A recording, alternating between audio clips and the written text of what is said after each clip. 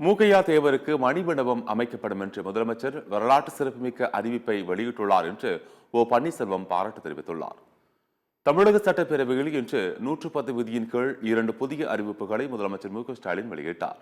அதில் சென்னையில் Karl Marx சிலையும், மதுரை மாவட்டம் உசிலம்பட்டியில் பி.கே. மூக்கையா தேவருக்கு மணிமண்டபம் அமைக்கப்படும் என்றும் அறிவித்தார். இது தொடர்பாக சட்டப்பேரவையில் பேசிய முன்னாள் முதலமைச்சர் பன்னீர்செல்வம், முதலமைச்சர் மு.க.ஸ்டாலின் வரலாற்று சிறப்புமிக்க அறிவிப்பை வெளியிட்டுள்ளார் என்று பாராட்டு தெரிவித்தார். மேலும் முத்துராமலிங்க தேவருக்கு உடன் பிறந்த சகோதரராக ஆதரவாக இருந்தவர் மூக்கையா தேவர்.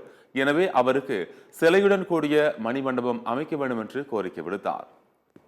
தேவரையா அவர்களுக்கு உசிலம்பட்டியில் மையப்பகுதியில் சிலை அமைக்கப்பட்டிருந்தது.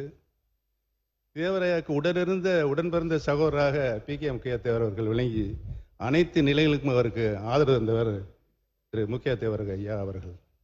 அந்த நிலையை நான் எண்ணி பார்த்துதான் உசிலம்பட்டியில் மூக்கையா தேவர் ஐயா அவர்களுக்கு ஒரு சிலை வைப்பதற்கு ஏற்பாடு செய்தேன்.